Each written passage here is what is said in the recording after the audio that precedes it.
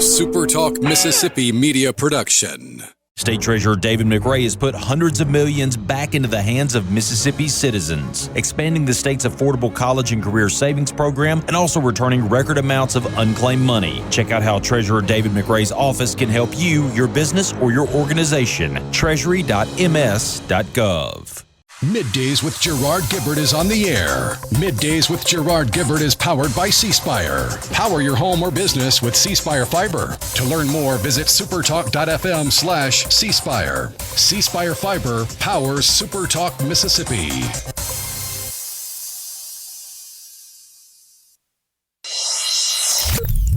Get ready to go beyond the headlines and join a meaningful conversation with people from around the state.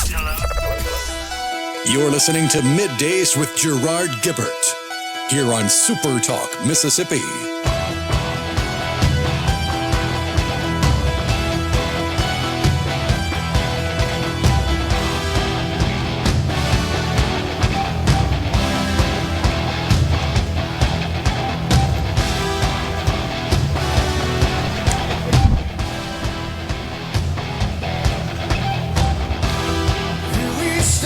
Good morning, everyone, and welcome to Midday SuperTalk Mississippi. I'm your host, Gerard Gibert, on location at the Golden Moon Casino in Philadelphia, Mississippi. We're here for Mississippi Farm Bureau's Feeding the Hungry remote. Rhino safe and sound back in SuperTalk headquarters in Jackson. We'll be guiding you through the middle of your day with facts, fodder, and fine music on this Friday Eve. All right, we had a little weather move through the Magnolia State last night, and it has cooled things off. I've never been this cold in May before. What in the heck is going on? But more importantly, what's the latest, Rhino, from three counties I know that were significantly impacted last night? Lamar, Lincoln, Lawrence counties sustained significant damage last night from the storms that moved through. The house band was practicing last night when this was going on, and we were all checking out the radar, and, man, there was a while that Lincoln County, Brookhaven, was in a red polygon that looked to be where the most powerful weather was occurring. Tornado struck the state last night, multiple tornadoes actually throughout central and west Mississippi. MEMA and emergency officials report 17 injuries as the storm damage assessments continue across these counties today. In Lamar County, 275 homes, 50 apartment units damaged or inaccessible. A number of roads are closed. The county shelter safe room is open. The American Red Cross is on the scene as well.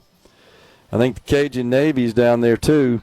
Lincoln County, more than 200 homes damaged, 12 in Lawrence County, roads closed. Supplies being dispatched to the scene. So the weather continues to be unkind to the state of Mississippi. That is for sure. And it just seems like that whenever these fronts move through, they're always accompanied by severe weather. Not just a lot of rain and lightning and thunder, but severe weather on top of that. What else you got to add to that, Rhino, that perhaps I didn't include in that summary? Thankfully, even though there was some reporting last night, overnight, that there were a couple fatalities, it looks like that reporting was false. Several injuries, but thankfully I have not seen a single reported fatality, even though it looks like there is storm damage in over 500 homes across the Magnolia State because that supercell started spitting out tornadoes and did it for about 5 or 6 hours last night. Man, yeah, exactly. The storm was moving kind of slowly through the area, and it was just like a train, one after another. The governor also posting on social media this morning a report that pretty much mirrors what we just shared with you. And he goes on to share that the Mississippi Emergency Management Agency, we just had Scott Simmons, their communications director, on the program earlier this week. And, of course, we were talking about hurricane preparedness month, or maybe it's Hurricane Preparedness Week. But little did we know that we were going to be facing this. We just got through talking about how busy MEMA has been in the Magnolia State with floods and hurricanes and ice storms. Man, imagine that. We just got through with an ice storm. We're still rebuilding, recovering from that in the northern top of the state, the northern tier, top third tier of the state. And now we're dealing with tornadoes, and hurricane season is rapidly approaching. I'm not sure how what is expected to be one of the strongest El Nino weather patterns in a long time might affect the creation of hurricanes. I think it actually increases it, if I'm not mistaken. Isn't that right, Rhino, with that Gulf Stream where it would be draped across the southern part of the state? Does that encourage and promote hurricane development, or does it maybe keep the hurricanes further out in the Gulf? Not really sure. I want to say it has a possibility of increasing hurricanes. That's what I thought as well. The statistics haven't really borne it out as a major indicator. Okay. So, but I'm right on that. You've seen this as well, right? That this year is expected to be it's an El Nino year, but an extremely severe one in terms of El Nino. And it's also expected to be quite hot, right? That's the latest I've seen. Man, you sure can't tell it today, because here we are a week into the month of May.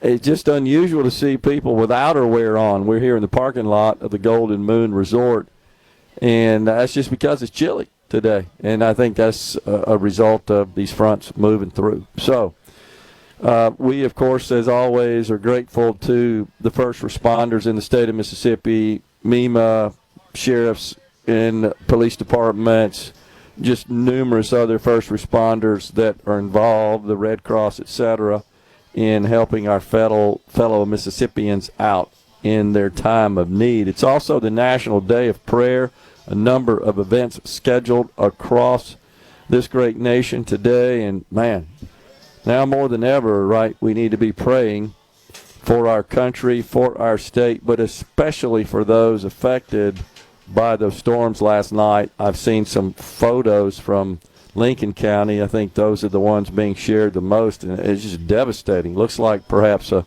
mobile home park, and they're already extremely vulnerable, but it's just nothing but rubble in that park. So, man, we are fortunate, wouldn't you say, Rhino, that there were no fatalities? I know you just kind of corrected what has been some information floating around that is less than accurate.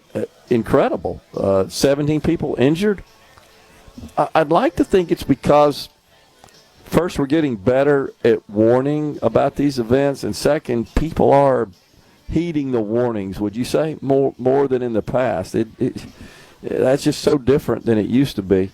Yeah, but I mean, even with all the modern updated warning systems and everybody having access to a lot more information, yeah, when a strong tornado hits at dusk or after dark, it's a dangerous situation no matter how much warning you have. So the fact that we were spared any loss of life in the Magnolia State, it's a blessing. Yeah, I totally agree. So, well, let's hope that the recovery efforts go well there. And once again, our gratitude to all those involved in helping our friends in need. Jay from the Res on the C Spire text line says, Gerard, sounds like you had a long night last night. Well, no, we practiced for about 3.5 hours, did the house band. I will admit that was exhausting, but we have a couple of performances scheduled, one late this month down at the Shuckers Stadium in Biloxi. There is a big event scheduled down there where the House of Representatives softball team will take on the state of Alabama Legislative House softball team. And that I believe will be the third year such an event has occurred. And this year they're playing it on the beautiful Mississippi Gulf Coast at the Biloxi Shuckers Stadium, which is a really nice facility. And there are actually 3 games that day. It's May 30th, by the way. At 1 o'clock, the Gulf Coast Air Force takes on the Gulf Coast Navy. At 3 o'clock, Shuckers Community versus Army National Guard. And then at 5 p.m., it's the Alabama legislature versus the Mississippi legislature. And right after that, the house band will be on the field performing. So we had a very productive practice last night. And I thought we sounded pretty good, honestly. We did insert a couple of new songs. I am happy to report, but still a little nervous about it, that we inserted a song where I'm handling the lead vocals. And that's for the classic hit by the Eagles, Peaceful, Easy Feeling. So I'll be singing that and handling the drums. Now, that was a song sung not by Don Henley, who plays the drums. He did lots of other songs. He's a beast, by the way, if you could play the drums the way he could and handle the lead vocals. But I'll be handling the lead vocals and the drums here. That, of course, on the record by Glenn Fry. We're taking a break right now. Coming back with Catherine Montgomery. Stay with us.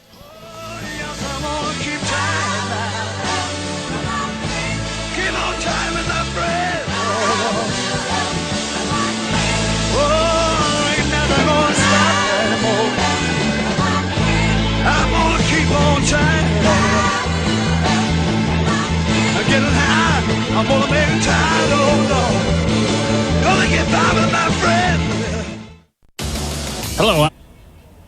This segment of Middays with Gerard Gibert is brought to you by Covington County Hospital in Collins, where your health matters. Middays with Gerard. Good for America. Good for fans of justice and truth. Good for us. SuperTalk Mississippi. This is what we stand for.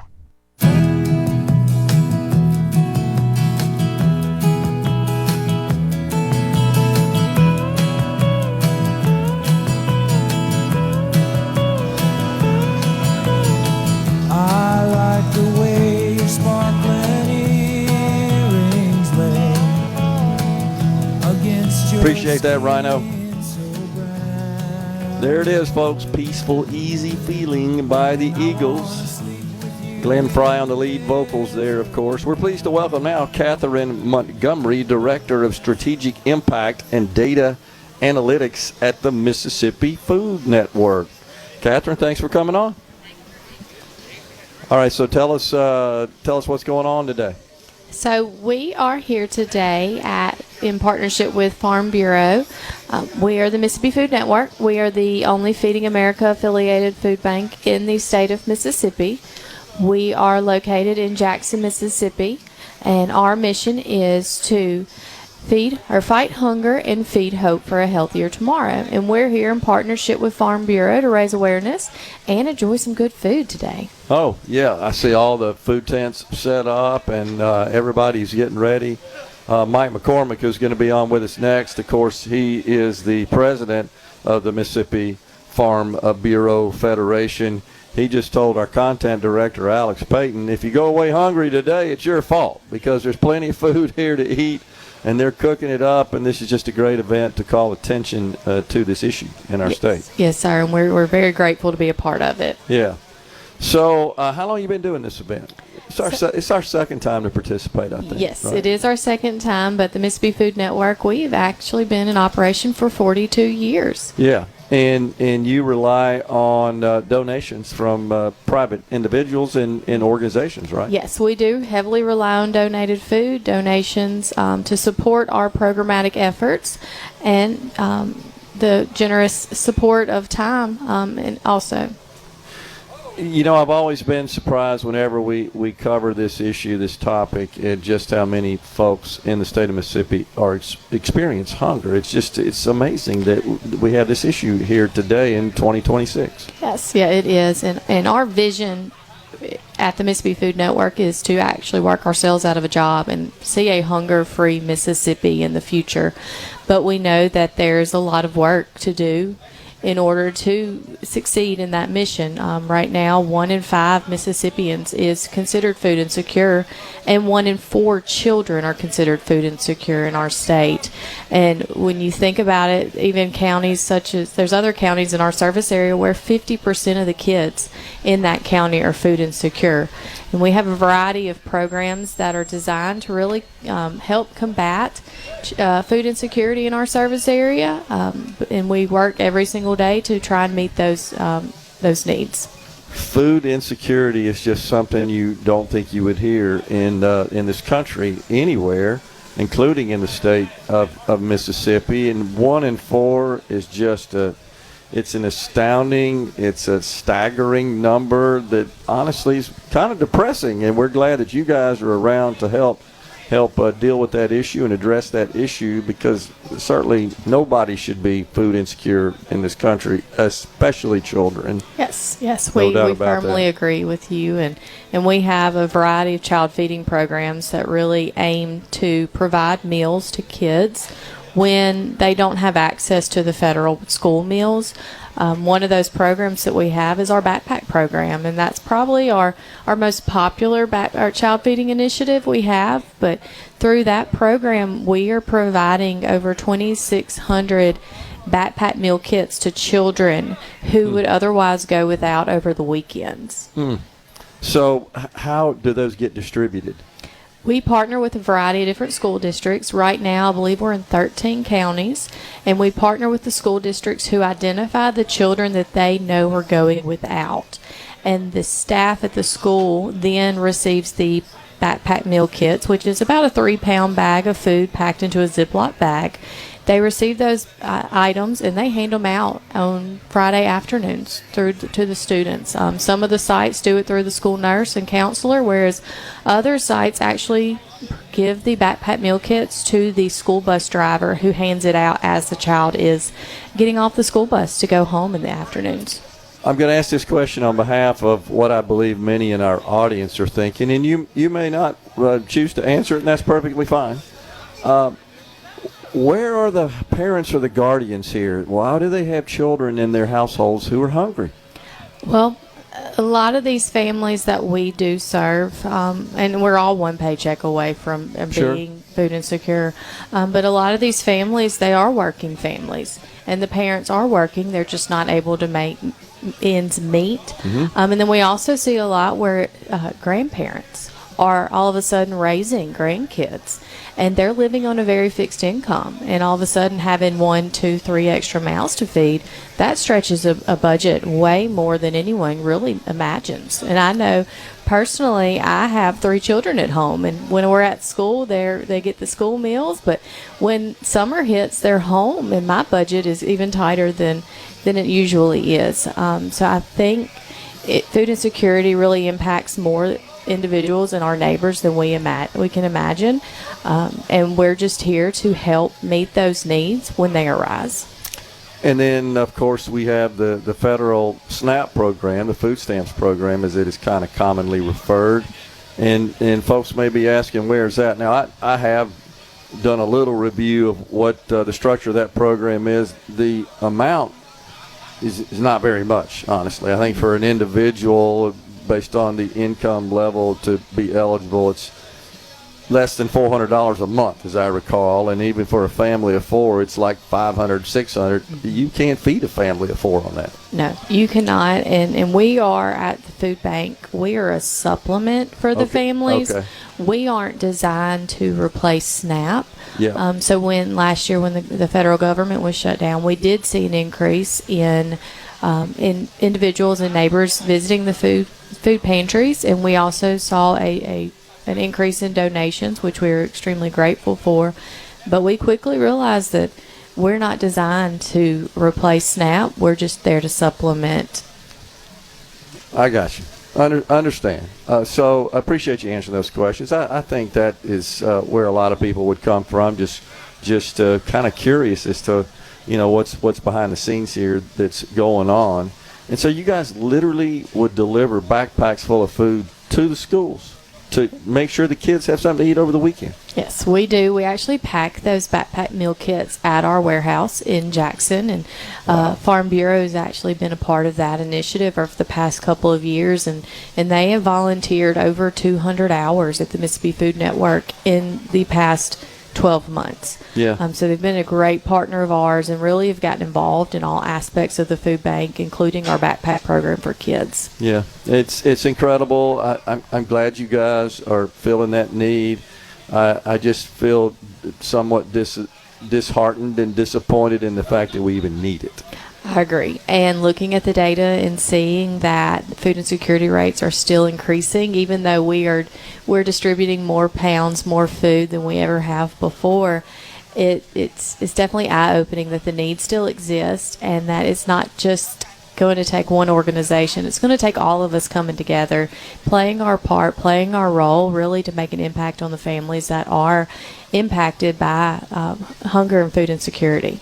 Yeah, I understand. It's certainly a problem. And my daughter was a teacher for 8 years or so, and she would often share with her mom and me that she had, students, children that she was concerned about. I mean, and that's how you said you guys learn about this, right? Yes. And we've recently, or a few years back, we did a deeper dive into our backpack program to better understand the impact we're making on the families we're serving, and we evaluated and found that over 75% of the kids that were getting this 3-pound bag of food, they were taking it home and they were sharing with other siblings in the household, right, or adults. And so we really at that point kind of took that data and implemented a new program, our school pantry program, where we're not just providing meals to that one child, we're feeding the entire family. Interesting. So through that initiative, we're able to serve over 400 families every single month during the school year.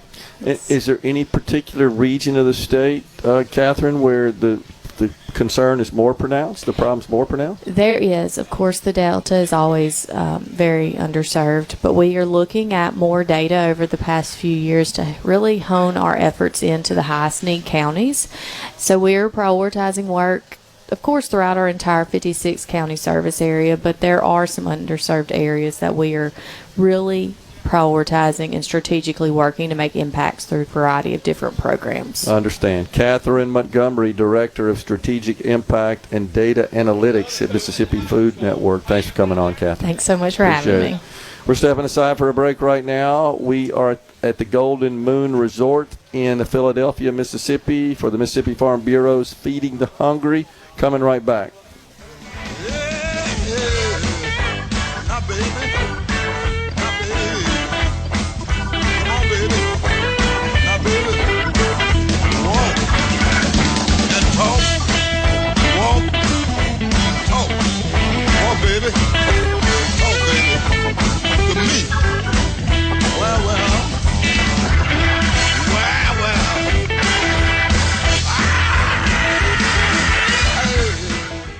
From theseabrook.com, Gerard Gibert. He keeps his classified documents right where they belong. Inside a Journey record jacket from the 1980s. Gerard Gibert, SuperTalk, Mississippi.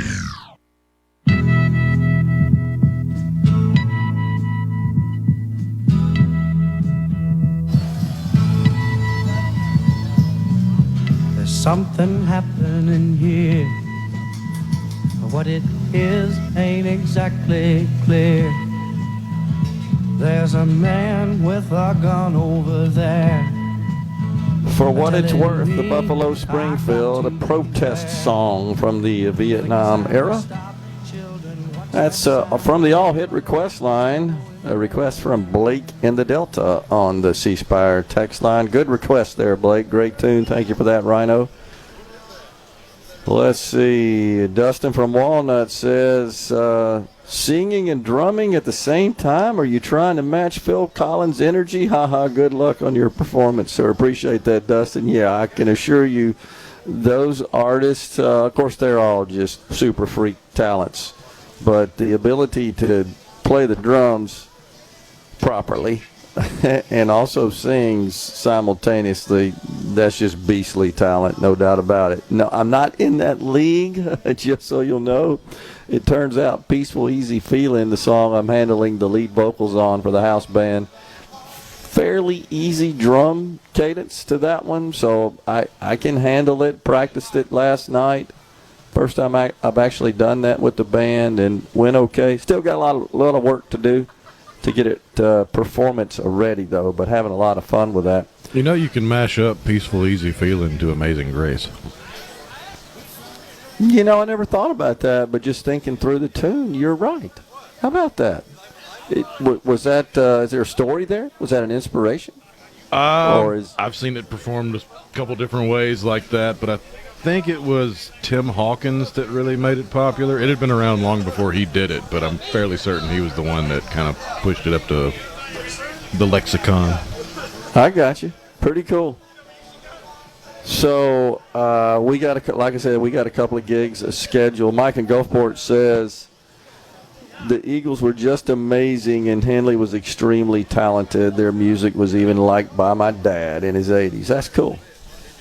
Yeah, no doubt. And if I'm not mistaken, I think as a group, are they now perhaps the best-selling artist of all time in terms of album sales? I want to say that is the case. I thought I saw something the other day that ranked them top in the world, the Eagles. Certainly music enjoyed around the globe by lots of folks. So here at home, yesterday, the Speaker of the House of Representatives, Jason White, he announced the formation of 6 new House Select Committees to study some of the issues that the state of Mississippi is currently dealing with. And here are the committees. There's one on government efficiency. There's a committee on property taxes, redistricting, judicial operations, school district consolidation, as well as community college and IHL potential consolidation. And then there's one on specialty schools. So he has announced the various committee co-chair, actually. Each committee has 2 chair people serving as co-chair, and also list all the various members who will be participating on these committees. This is going to be interesting. I certainly applaud the Speaker for tackling these issues. The only thing I will say, Rhino, and I haven't talked to him, not really sure why it was omitted, is it's kind of the old elephant in the room, as I like to call it. It's the Public Employees Retirement System. No such committee to address that major issue. It is the number one financial issue facing the state of Mississippi, and behind that is another one that I think we should certainly consider forming some sort of outside of the session study, and that's Medicaid. Because the Medicaid program, as you guys know, asked for $400 million this year, and the legislature stopped short of that. A $400 million increase, I should say. The total amount that is appropriated to Medicaid from the state's $1 billion, with $7 billion coming from the federal government and $500 million coming from providers in the form of provider taxes. So the Medicaid program, however, ran a deficit last year, and it had to get appropriation to cover that deficit this year. Look for that to happen again in the fiscal year 2027.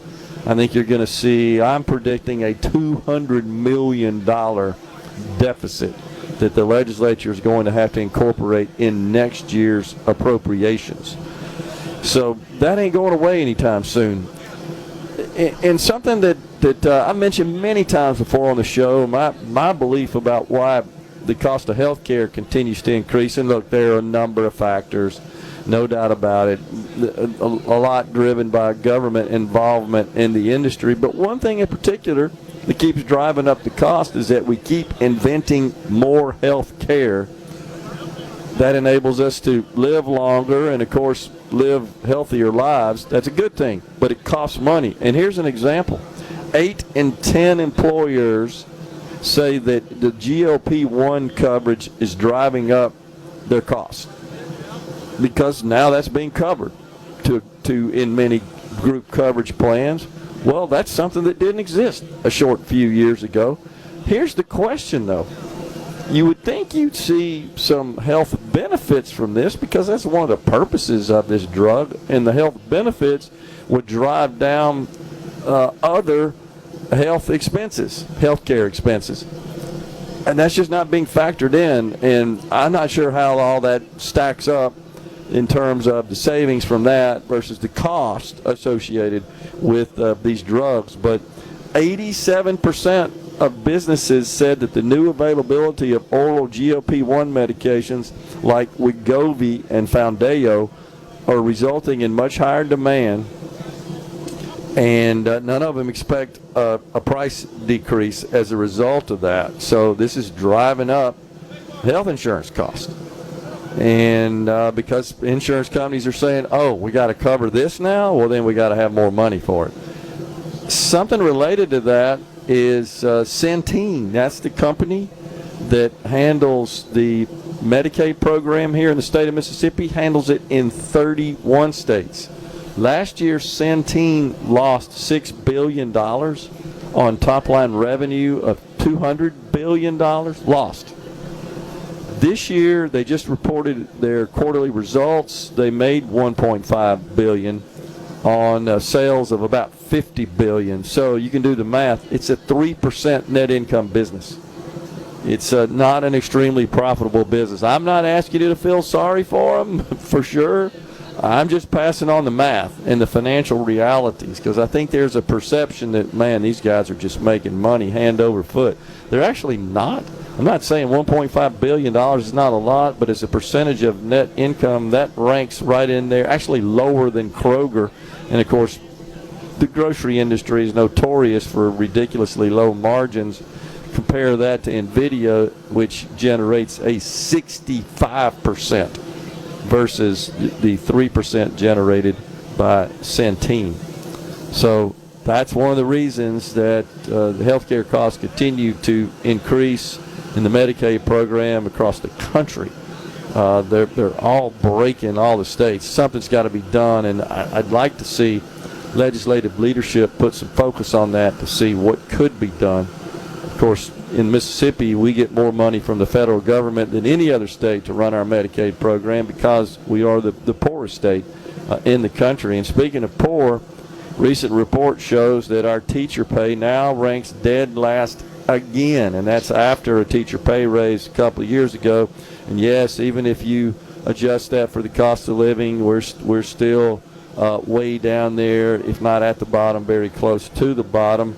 Now, of course, we just passed into law a $2,000 raise. That's an increase of about, on average, about 3% or so. So 5% Mississippi, it's 3% across the country, the raises that were issued. But Mississippi continues to rank at the bottom of the list in terms of teacher pay.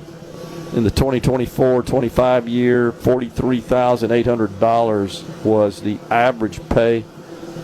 That's a 3.1% increase over the prior school year, but still extremely low. This is for new teachers, by the way. We're 43rd in the nation in terms of new teacher pay. And the shortage is growing. 3,800 vacant teacher positions in the state. That's 851 more since last year.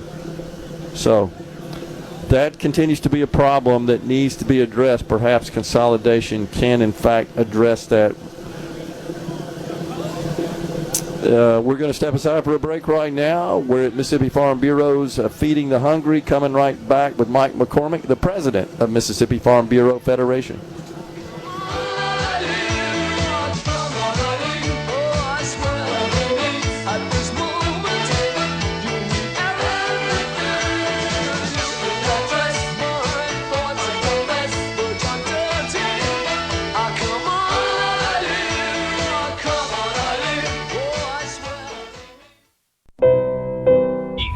this program. Gerard Gibert. Here we go. This is huge. Huge news. Huge news. Huge. You need to listen to this.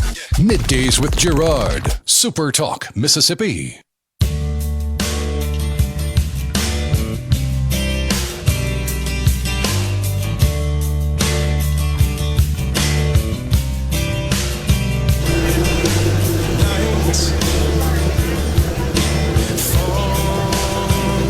Welcome back, everyone. It's Middays from Philadelphia, Mississippi. We're at the Golden Moon Resort for Mississippi Farm Bureau's Feeding the Hungry. We're pleased to welcome now Mike McCormick. He is the president of the Mississippi Farm Bureau Federation. Mike, good to see you. Thanks for coming on. Hey, thanks for being here with me today. So we got a lot of folks out here in the parking lot that are cooking up food, and that's what this is all about, is food. It's just amazing, Mike, that so many of our fellow Mississippians experience hunger, but good thing the Mississippi Food Network exists, and, of course, you guys and your tremendous support at Mississippi Farm Bureau Federation for that organization. We just talked to Catherine Montgomery with the Mississippi Food Network, and we got to make sure everybody is eating in Mississippi and not experiencing hunger. It especially breaks my heart to hear so many children that are hungry in Mississippi. Me too, and that's what got to me when we came up with this idea of partnering with the Mississippi Food Network and other food banks and pantries around the state as well. Is 1 in 4 children go to bed hungry at night, and that's just that's unacceptable. And Mississippi is so very blessed with some of the best farm ground in the whole wide world. Our farmers do such a great job of producing food, but sometimes it doesn't get to the people that are biggest in need. So as I talked to our board of directors and all the counties and our membership, and when I spoke to our insurance company, our agents, and all the people that we do business with, we said that this was a perfect fit for us to come in to make sure that we stamp out hunger in the state of Mississippi, do everything that we can to help the Mississippi Food Network with their mission. Mississippi Food Network reports, they provided us some data. Last year, they distributed 21.5 million meals, 20%, fresh pounds. 20% of those pounds distributed were fresh produce. 1.5 million served in 2025 through the agency network. Really just is incredible. And your board, your agents, and then, of course, your customers, the farmers and so forth, they're all on board with this, as you said. Absolutely. I think everybody understands that it's we have a mission that we've been called to do to help feed the world, and we want to make sure that starts here in Mississippi, and that we give back to the communities. Farm Bureau's mission is not just to grow crops, it's to grow communities and our state. And so we're just such proud partners of this. It's such something that's such weighs heavy on my heart, and I'm glad that all of our people bought into this vision and that are here to help. And we've got a lot of them here today. Unfortunately, not all of them made it. We've had some storms around the south part of the state, and we've got some people there putting lives back together, and nobody does that better than Farm Bureau either. But we're going to have a big crew here today. As I told Alex, you're not going to leave here hungry unless you want to. These agents, the people here are cooking today. I get a chance to go to all 82 counties of the state and eat dinner with the boards, and every one of their agent force or somebody on the board cooks.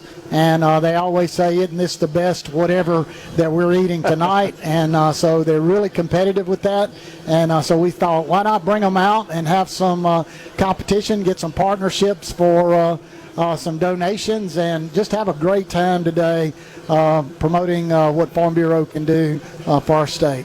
So looking across the parking lot here from our position under the SuperTalk tent, great participation. Now, these are mostly your agents and your corporate folks, right? That's correct. They when I went and talked to them about it, they bought in immediately and said, what can we do to help? And our agents in all counties of the state are so good about giving back to their communities. All of them live here.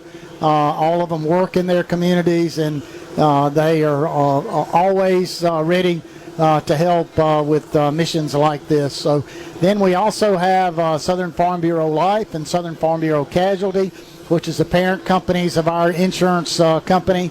Pretty neat story back in the 1940s whenever the farmers came up with the idea that we needed to take care of our members' insurance needs.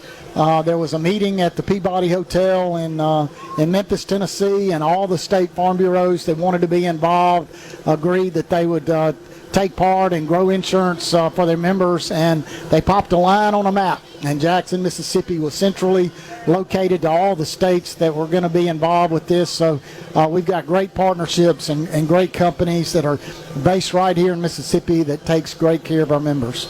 Well, it's a good day to highlight this concern, this issue in our state, and it's great that your company, your agents, Mississippi Food Network are here to help our fellow Mississippians. Mike, absolutely. Man. Thank you for coming and being a part of it and promoting it. It's going to be a great time today, and I'm glad you came out. I'm getting hungry smelling all this great food cooking around. It's going to be great. Mike McCormick, President, Mississippi Farm Bureau Federation. We're taking a break. It's time for Fox News Super Talk News. Coming right back with Representative Scott Bounds. Stay with us.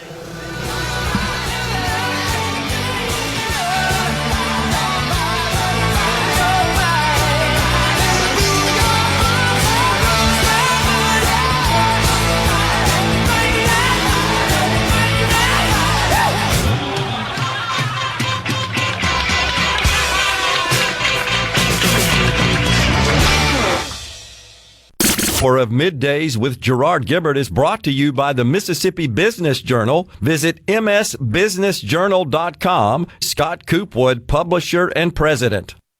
And now, the talk that keeps Mississippi talking. That's what I like to listen to. You're listening to Middays with Gerard Gibert. Here on Super Talk, Mississippi.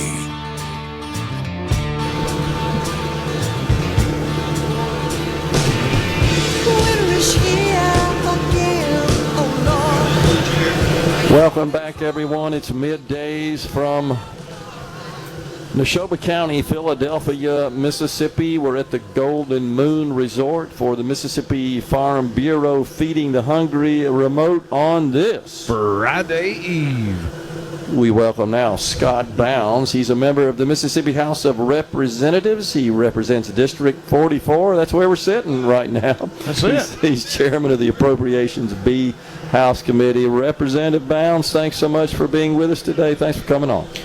Great event.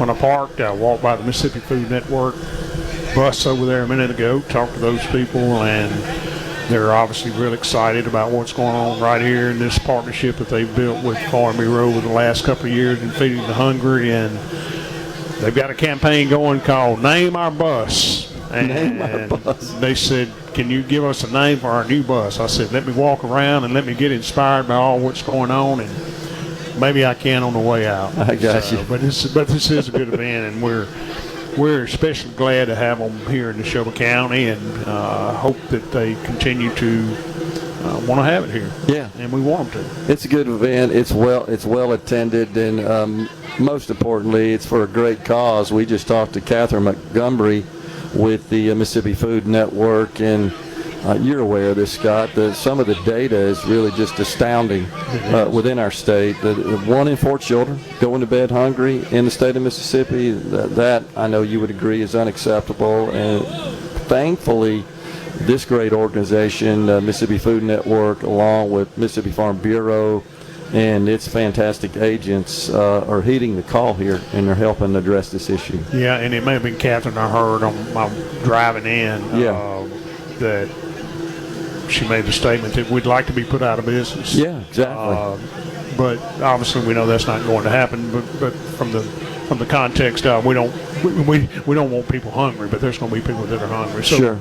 So what is going on here, and I will tell you just what better partner could they have than Farm Bureau here in the state of Mississippi? Great Mississippi company. Great Mississippi company, and just great people from the top down, and all these agents that are here from different parts of the state. And cooking barbecue and crawfish, and it's just me walking around, just everything just imaginable, and they just tell me the food's great. It's top notch. Top notch. And Good Mike man. McCormick, the president, of course, just on with us, and you can certainly detect his passion and his company's passion for this cause.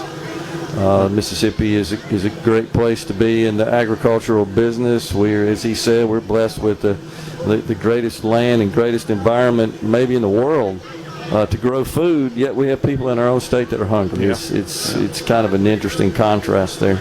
Good thing. So, start out with any update from your world with respect to the weather. I think things were okay in the central part of the state here. South of us, not as lucky. Yeah, I'll start here and then move out. Obviously, we had a line of severe storms come through 5:45, 6 o'clock last night, primarily on the west side of town in the Williamsville area where the famed Williams Brothers store is. There was some electrical infrastructure damage out in that area, street lights, lines down, poles snapped. Talked to the mayor, Mayor Jim Fulton, about 9 o'clock this morning. He had been through, and he said, Scott, I really think we had a tornado, but never touched down, but just everything showed with the way the trees were snapped and poles were snapped. We fared, knock on wood, Gerard, very good here. I've reached out to some of my colleagues, more specifically Representative Vince Mangold in Brookhaven. Haven't been able to get up with him to see sort of what's going on down there. And I was watching last night at home the Weather Channel, and they were showing these two cells that were moving toward Monticello. And I think talked to Representative Bob Evans this morning and just checking on him because I was like, wow, they're in the line of fire. Lawrence County. Right. Yep. He said, though, they fared better, said that it moved a little bit south and maybe lifted up some, but he said, yeah, it was probably the scariest I've ever been in weather. So I know that I've read the meme, and I heard y'all talking about it earlier, too, that they're still assessing damage, but it does appear to be that Lincoln and Lawrence counties and Lamar County, I think. Yeah, also affected, Lamar County. Affected, so obviously we're all of those people are in our thoughts and prayers, and up to this point, blessedly, they have not identified any casualties. Right, and that's unbelievable when you have that widespread. Yeah, Rhino shared with us earlier that there were some reports of casualties, but that has since been proven not to be the case. Right, so we're glad to hear that. 17 injuries, I think. We came through April, and we just really didn't have a lot of severe weather in April. And then here we are, 1st of May, and I got to throw it out there, bumping up against the Neshoba County Fair in June, and we're, but it's going to come. It's going to be all right. Everything's going to be good. Okay, so you still serve as the president, right, of the Neshoba County Fair, and the dates have changed this year. Tell the folks about that. Yeah, so the dates for the 137th Neshoba County Fair will be June the 19th through the 26th. We're about a month earlier. I know people say, well, why did the fair move after 137 years? I will tell you, Gerard, and tell the audience, this is not something that Fair Board just woke up one morning and said, hey, let's change the dates of the fair. This is something we had been looking at for a couple of 2 or 3 years, watching our trends financially and everything else. And financially, the fair is still solid. Our attendance is still good. What was happening, though, is with these early school starts around the state and everything, we had people still paying to come into the fair on the first weekend, but then they were pulling out on Sunday afternoon because they're having to go back to school, parents and students and everything else. So what was impacting there financially was our food vendors, our carnival, and some other things, and we made the decision at that point that we probably need to look at moving it, so we have moved it to those dates this year. Next year, about the same window, June the 18th through the 25th, and then we'll evaluate after these 2 years. Okay. There. So, well, we look forward to it as always. We'll be over there broadcasting, of course, and then the house band. We appreciate that opportunity to fire it up again. Y'all did an excellent job last year, and we're looking forward to having y'all back. And we've done a lot of work on the stage down there this year, and I think y'all. That's what I've heard. think y'all are going. We're looking forward to it. Yeah, I think you're going to really like it, and so we're. I just want to invite. Just don't let the dates freak you out, and don't let it sneak up on you. You got to you got to get in the fair mode and get your calendar set. All right, so you guys are going to be gathering up here in a couple of weeks. I think the 20th, right, is when the governor's called a special session for some redistricting. What do you think? I'll tell you what I think. Sure. I don't. It's certainly not the Bible, and I'll tell you what I think. So in light of the Louisiana case, the governor has issued a proclamation for us to come back 21 days after the Supreme Court issued that ruling in Louisiana on the Calais case, I think it's called, and which put us on May the 20th. So 2 weeks from yesterday, I think we'll be going back, and I think, Gerard, that we will. I think we will be primarily looking at our Supreme Court districts. That's what the word is at this point. That's what I think, and I haven't been told that. Just intuition and stuff.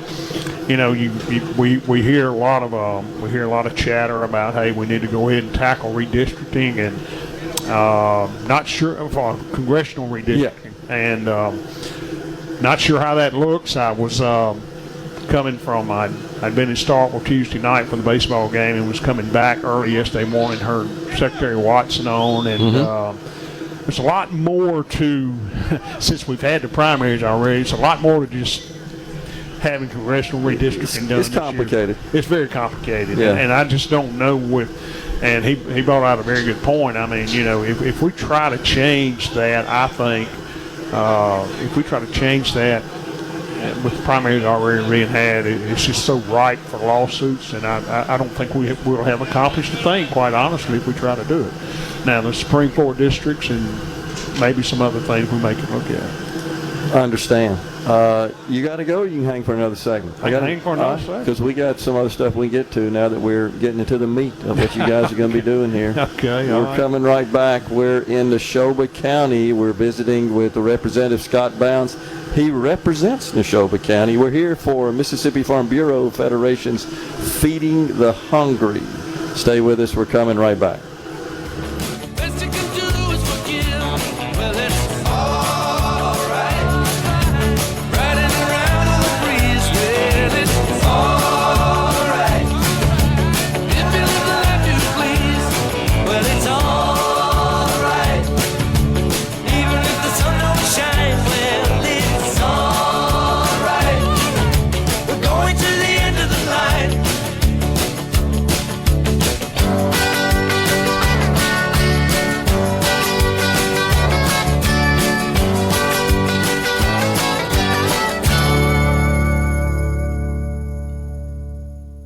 At Carter Jewelers. Okay, is everybody ready? I'm ready. Ready here. Middays with Gerard Gibert on SuperTalk, Mississippi.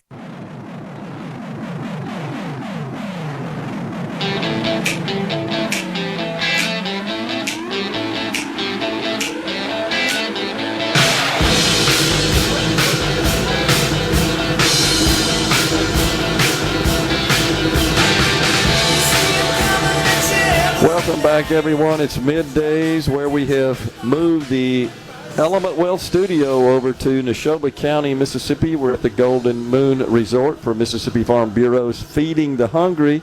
We've been visiting with Representative Scott Bounds. We were just talking about Representative Bounds, you guys being called back by the governor for a special session. At this point, it looks like to redraw these judicial districts, the Supreme Court districts in Mississippi. That could change certainly the political landscape in our state for things other than just the Supreme Court justices, the way we elect our commissioners for transportation and also for public service. It could be affected by that as well. Yeah. Those are pretty hotly contested political races sometimes.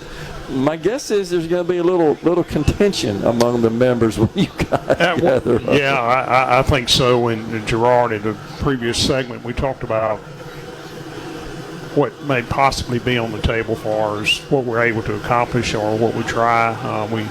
very clear. We know what's in the call, in the proclamation by the governor, and just calling us back to address the decision by the United States Supreme Court on the Calais case, and which I will tell you just my opinion. I mean, and that's not going to be popular with some of my friends, but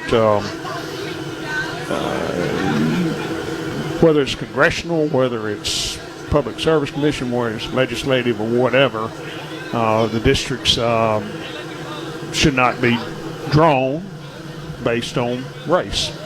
Right. That's what the Supreme Court said. That's what the Supreme Court said. Yep. That's the law of the land, and so I think we've got to follow that. Now, how does that look when the Mississippi Legislature convenes on May 20th? I don't know. I do think, again, that the Supreme Court districts, the Mississippi Supreme Court districts, will be our first thing that could be potentially addressed, and more specifically the Central District. Yeah. Specifically the Central District. And so it's sort of tight right there. But nonetheless, this is not going to be like an economic development project, Gerard. We're not going to come in and recess and wait on the Senate to send us the economic development project bill, and then they send it to us and we address it and vote on it, and we're there 3 hours. Yeah. That's not what this is going to be. And I get it. That's the spirit of debate, the spirit of the process, and that both sides will have their opportunities to voice their concerns and oppositions and everything else that goes into the legislative process. But irregardless, the charge is out there for the legislature to do what we have been tasked to do. Well, I think that most probably believe, I certainly do, that the president, who's expressed a strong desire to redraw the districts in states, he's putting pressure on the states, as you know, and though there have not been any official reports, you got to believe he's in touch with our governor about just that. Yeah. And so it's going to be a decision that the governor will have to make. And I think you and I would agree that it likely would spawn legal challenges that could really muck up the whole thing. Well, yeah, and we were talking off air, you and Alex and myself, and we were talking about I think, and I think y'all are both exactly right. Whatever we do, and when we gavel out and whatever we've done, there's going to be lawsuits. But now, and I'm certainly not a lawyer, but don't profess to be one, but it does appear to me that if there are lawsuits, that the Supreme Court has set the precedent on what can be, on what an aggrieved party may be able to accomplish or not accomplish. Yeah. Based on what the Supreme Court ruled. So we'll see. Yeah. We'll see. I mean, you could see a potentially, and I'm just a theory here, a legal argument that, well, the primaries have already occurred, but in those primaries, we went to the polls to vote for people who represent districts that are technically unconstitutional. Mm-hmm. So that makes those null and void and invalidates them. We got to start over. So there are all kinds of possibilities there that could crop up. All kinds of possibilities, and just to take it one step further, I know that I heard you mention, and of course we all know that Speaker White has created another slate of select committees, redistricting being one of them, and for us to begin to talk about different issues that we as conservatives feel are important to the state of Mississippi. And I quite honestly, I had heard he had not spoken to me directly about creating these committees, but we have been able to hash out a lot of things over select committees over the last couple of years, and had proposals for House go forward that we as conservatives supported, and we think that the people of Mississippi support the conservative things along those lines. So I am on the redistricting select committee, and I look forward to as we get out of this session, the special session, but go into the summer and fall into these meetings, seeing what we do to move forward specifically on the redistricting committee. And And of course, the speaker made it clear that this was all to get ready for the 2027 session, to kind of have a game plan lined out. I think this is good. I said on the air in the prior segment before you came on that I felt like maybe there should be a committee that is dedicated, assigned that is dedicated to address the PERS issue. This was something that the Senate had to go at it. You guys had to go at it. We ended up with nothing happening this year. That's still out there. Still an issue. Still out there, and that's one that is not going away. I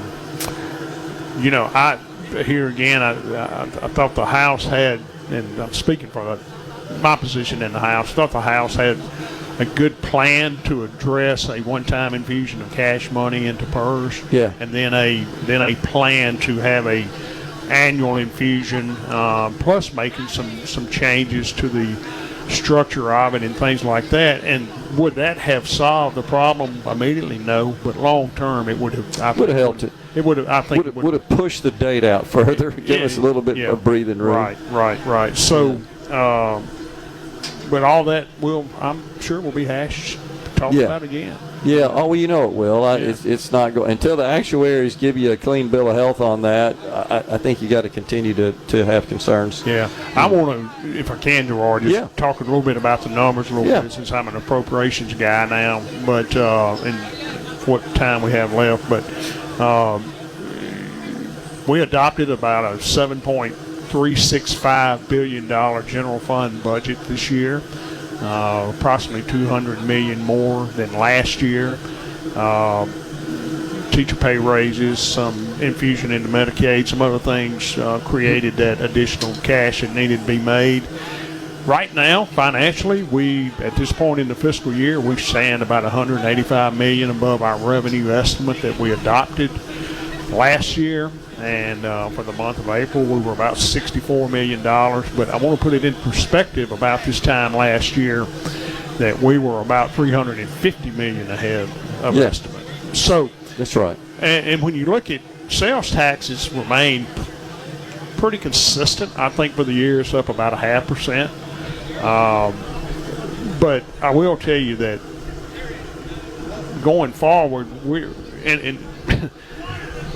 the dreaded income tax is not kicked in yet. People are going to say, well, the money's not there because of income tax, reduction y'all did. It doesn't kick in until next year, 27, and then it's a small percentage. But a lot of things, with gas prices the way they are and inflation the way they are, people aren't spending as much money. They don't have as much excess money to spend, I think.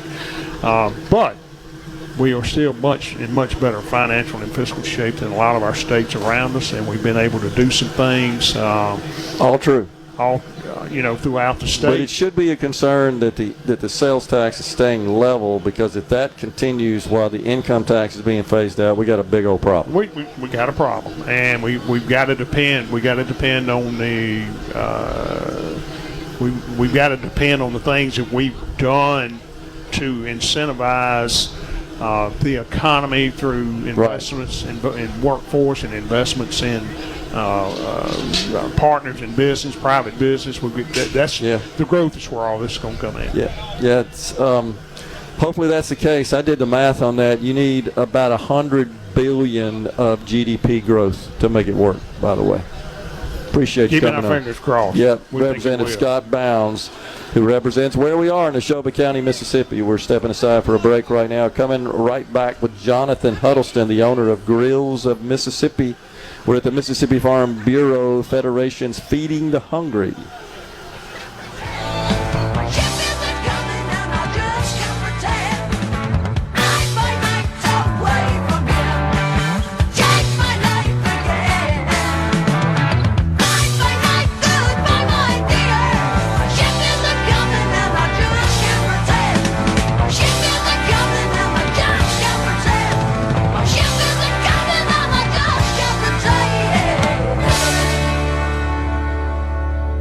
From theseabrook.com. Properly set all controls before recording. All systems go. The talk that keeps Mississippi talking. Middays with Gerard Gibert on SuperTalk Mississippi.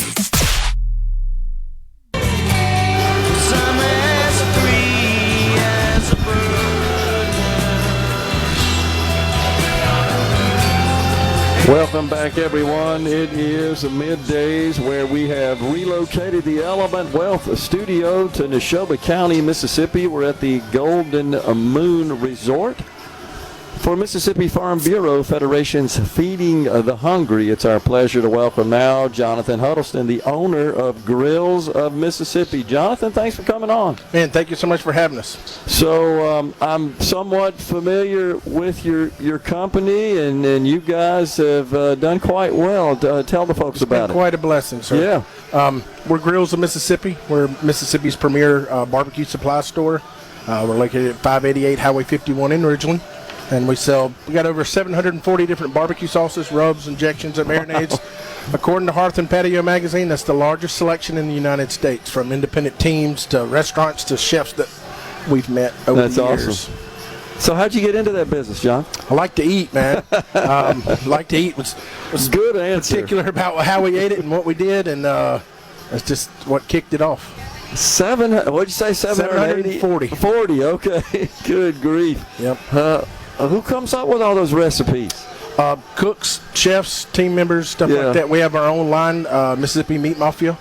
Well, that's one thing about, I guess, sauce, right? I'm not a cook, I'm not a chef, but kind of there's no limit on what the ingredients could be. Correct. In a sauce like that, and that's how you come up with so many different ones. Yep. Well, that's just incredible. So, are most of your customers in Mississippi, in the central Mississippi area? Or a large portion of them are. We have a lot of people from out of town. We ship, of course. Yeah. We're having some website construction stuff right now, so the website's actually down, but it's grillsofms.com. Okay. But, I mean, we ship stuff. I've shipped stuff to Canada, Alaska.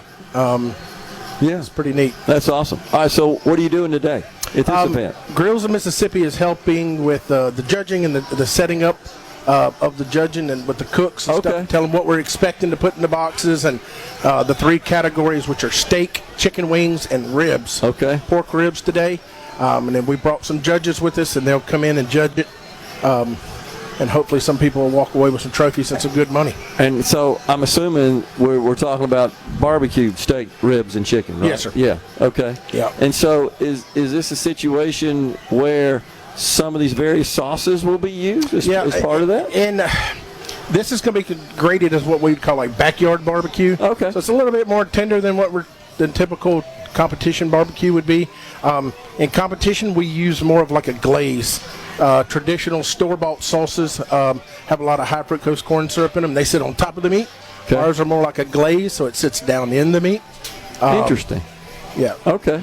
I didn't know it got that technical, but that makes sense. That's pretty Typically, cool. what I expect to see here is going to be like just a southern barbecue. Yeah. Mississippi is the number one most unranked barbecue. We have more World Grand Champions than any other state combined, basically. But that's not something we're known for, is it? It's not.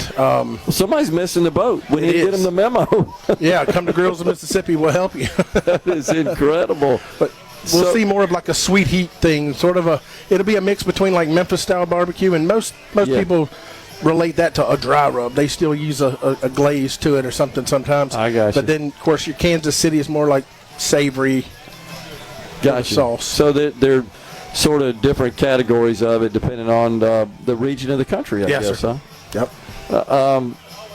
I mean, barbecuing food like that, meat like that, that's like original food for people, right? Mm-hmm. That's how we subsided, was hunting that food and then cooking it up, right? In Mississippi, we're either going to boil it, fry it, or smoke it. That is awesome. Who are your typical customers, Jonathan? Our goal, of course, we do supply competition barbecue teams. Our mission and goal is to help the backyard cook. We call that planting barbecue seeds. Okay. All right, because we encourage those guys that are cooking in the backyard to get confident enough. And I don't believe in secrets in barbecue, which is, of course, the biggest thing. Oh, we got secret this, secret that. When I was learning to do competition barbecue, I didn't have $1,000 at that point in my life to go to a class for somebody to tell me what they wanted. So I just kept cooking until it, finally started winning. And I told Tracy before we opened the store, which was almost 13, 14 years ago, I said, man, when we make it, I said, I want to tell everybody everything I know about barbecue. Because to me, that is the love and passion of cooking, and the barbecue is teaching other people. Right. You know, so many people, they hold on to something, and then when that person's gone, we're like, man, I sure wish we had Uncle Charlie's barbecue sauce. Well, he wouldn't tell me it. Well, in return, if he had shared it, then you could say, man, this sauce is really good. Where'd it come from? My Uncle Charlie. Yeah. So that works with us with Grills of Mississippi. We help other teams. We use our years of experience. Okay. And a lot of times, it's one of those things I can tell you how to do it, but I can't always put it on paper. The teams do better than us, and they're like, we beat you. And I'm like, hey, I feel like we still won because of the passion that these guys are showing in this. Yeah. This is a great event. Of course, most of these guys here shop at the store. Okay, cool. So how did you get involved in this event, Jonathan? Farm Bureau came to us and was looking for some ideas to take this contest to the next level as like last year. Yeah. And man, we just said, hey, we want to get on board with this. This is a great cause. You know, a lot of people are thinking Henry was telling us last night, people want to do like can drives. Well, the way this works, the food pantry or whatever, they've got the connections to buy the food, so they actually need the monetary support because they can buy 10 times what we can for that price. Sure. And it quadruples what we can provide for the needy. We've been talking about it all day. It really is unbelievable, the problem of hunger in the state of Mississippi. Exactly. It's really, really sad.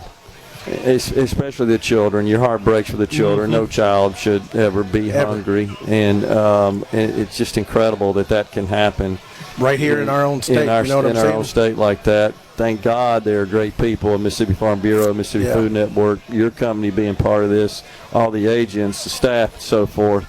And, of course, the farmers themselves, that grow the food. They're big proponents of this as well. Yep.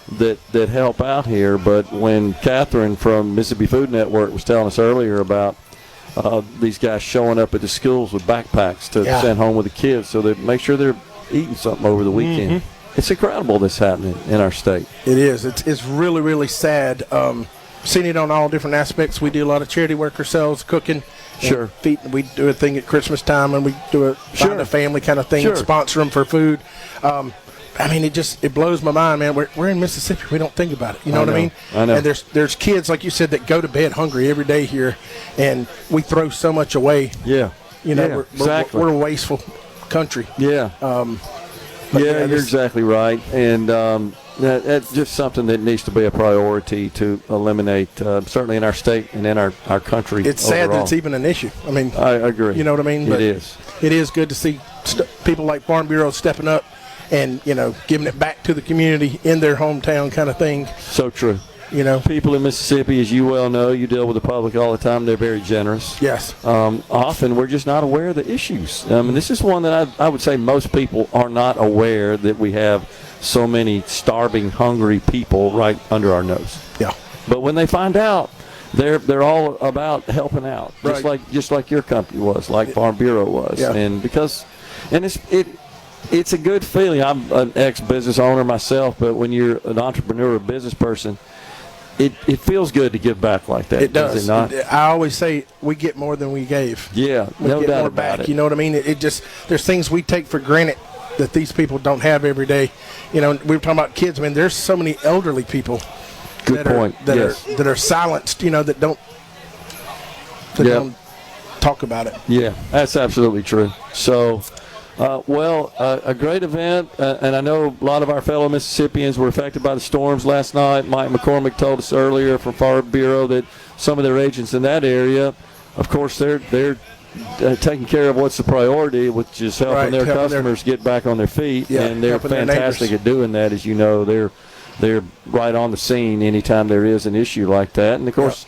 That's what people pay them for. That's the reason they make that investment, and they certainly honor their part of that deal, that obligation. But we pray for our fellow Mississippians in that respect. Definitely. But still, what a great turnout today. Man, it is beautiful. Smells good, too, doesn't it, man? It does. As much as I'm around barbecue, sometimes I'm like, I don't know. Yeah, that's true. And the weather couldn't be better. It's got a little overcast, but I'd rather be overcast than, Yeah, and I can feel and see the sun starting to break through the clouds now as well. But good news, the storms are out of here. It's May in Mississippi. This is a great event. Jonathan, you built a fantastic company. Jonathan Huddleston, owner of Grills of Mississippi. always rewarding for this longtime Mississippian to see other Mississippi companies thrive and succeed. Appreciate you, man. Definitely, man. Thank you so much for having us. Yep, you bet. Folks, we're stepping aside for a break right now. Coming back with Henry Hamill, the Vice President of Sales for Mississippi Farm Bureau Casualty Insurance Company.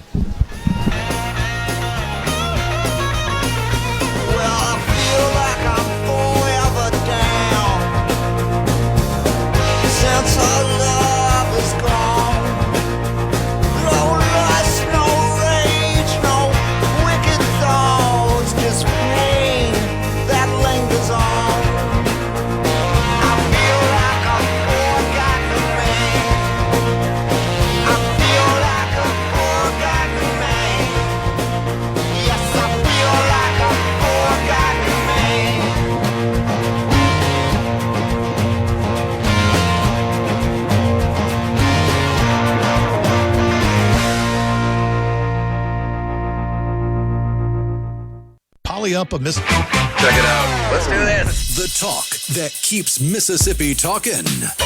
Middays with Gerard Gibert. Let's get on with it. On SuperTalk, Mississippi.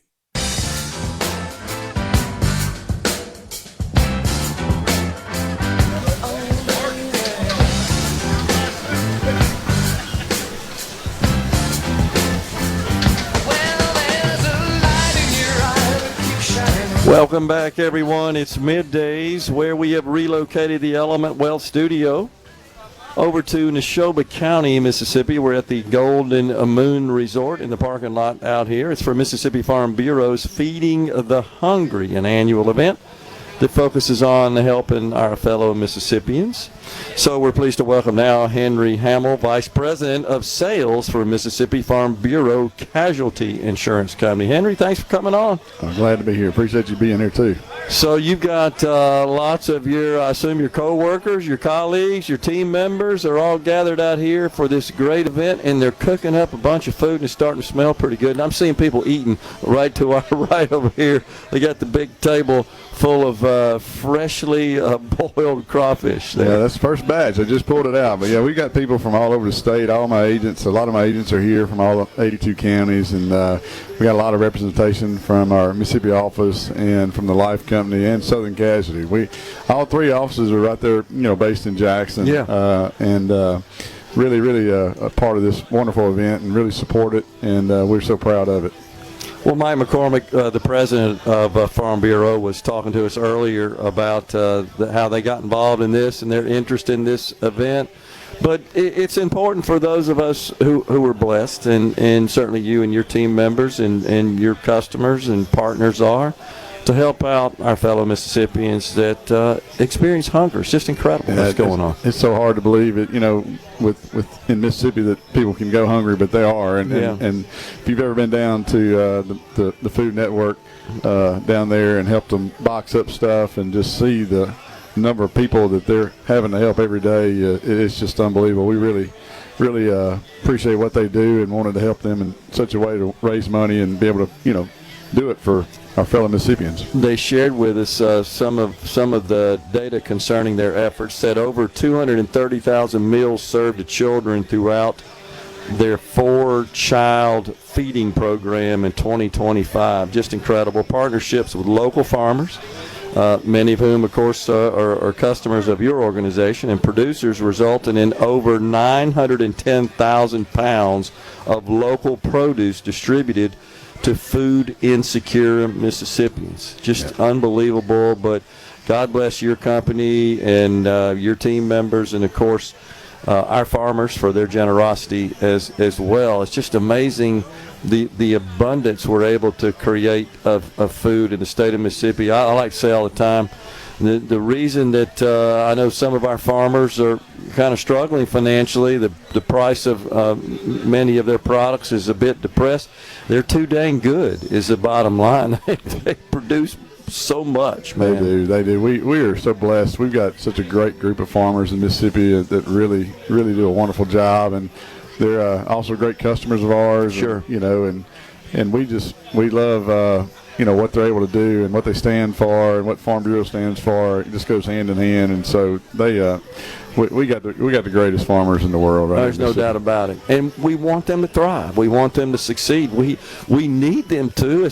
We can't live without what they do. Honestly, it's critical. It's critical to our economy, but it's critical to our life. Yeah, no doubt, and just seeing all these people here supporting it, and the food banks there, they got all kind of produce over there on display that's just beautiful, and all of it done here in Mississippi. And we've got everything from crawfish to steaks to chicken to ribs, and all of it bought local and supporting these people, and it's just it's a great thing. We had Jonathan Huddleston on in the last segment. He owns Grills of Mississippi, and I think they're going to be judging a barbecue contest here this afternoon, right? Yeah, I think they got 13 judges, if I'm not mistaken. Last year it was 7 or 8, and they had to eat so much food that I ended up having to help judge, and so we made sure that we had more judges this year. When you eat one bite of rib on about 30 of them, it adds up to be a lot of ribs. Never thought about that.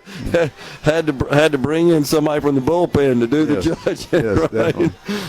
That's pretty good. But his company, of course, and many others, heavily involved in this effort as they do, and that's where Mississippi Food Network, they rely on the generosity of Mississippi businesses and individuals to help them feed the hungry in our state. There's no more population more giving than the Mississippi people. All over the state. It's just we prove it over and over. It's just a wonderful place to live and raise a family. It sure is. Well, Henry, we appreciate you coming on today, and once again, thank you for this event. Thanks for all your company does for Mississippi. Henry Hamill, Vice President of Sales, Mississippi Farm Bureau Casualty Insurance Company. Thanks for coming on. Thank you. Appreciate all y'all do. Appreciate you.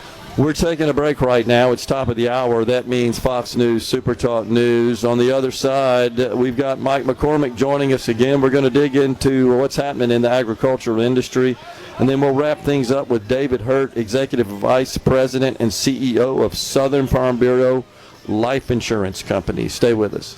Such a good time. I'm having a ball. Stop me now. If you want to have a good time, just give me a call. Don't stop me now. I'm having a good time. Don't stop me now. Yes, I'm having a good time. I don't want to stop at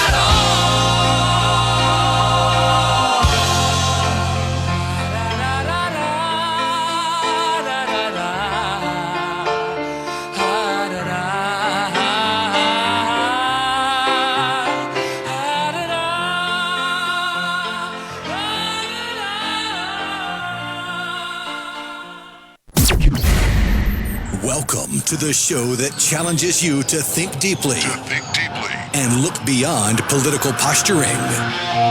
You're listening to Middays with Gerard Gibert here on SuperTalk Mississippi.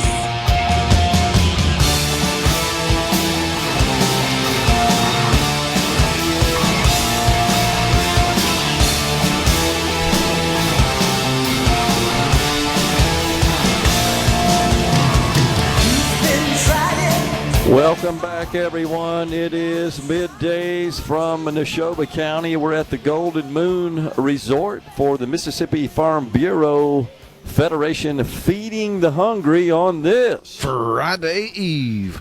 It's the afternoon portion of Middays and now underway, so they're dishing out the food over here at Rhino. And one of the folks next to me, they're boiling crawfish and also cooking jambalaya. And they just brought me a bowl of it. Give me a second. I'm going to taste it. Seasoned to perfection. That's really good. Appreciate that. We're all set for hour 3 now. As we said earlier, the market's doing pretty well today. Just check that out. That is because there's some optimism. Actually, now they've turned red. How about that? So there was earlier optimism on getting this Iran war out of the way. I think there may be a little profit taking going on right now.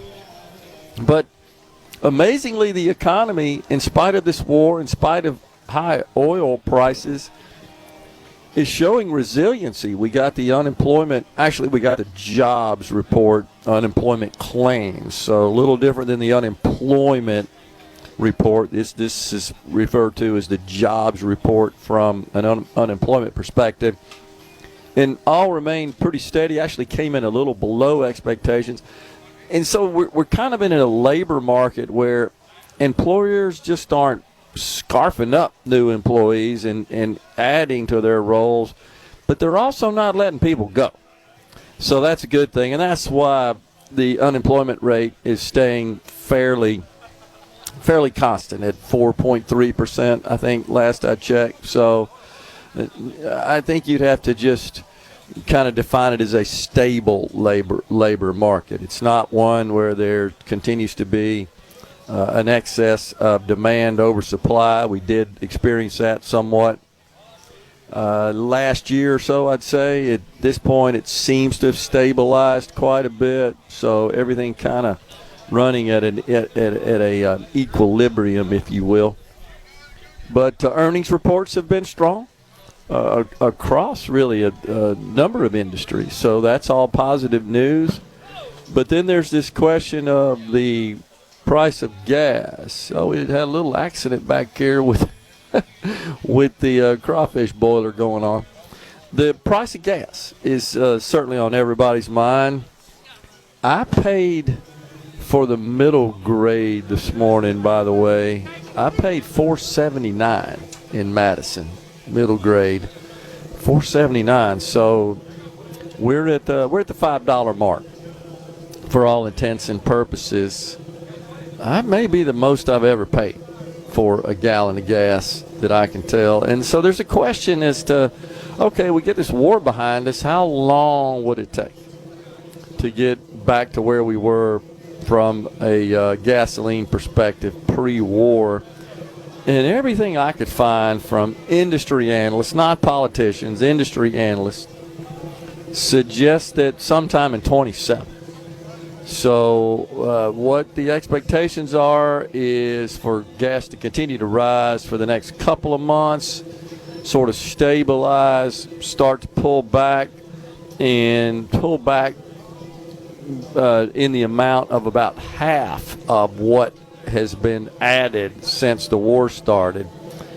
So we're talking about, rather than a 40% increase, down to about a 20% increase from when the war started, and then in 27 get down to about where it was. That's just what some of these analysts are saying. Now, of course, these are projections, these are predictions. Anything could absolutely happen between now and then, but that's where we are right now with respect to many of those folks in the oil and gas industry and what their expectations are.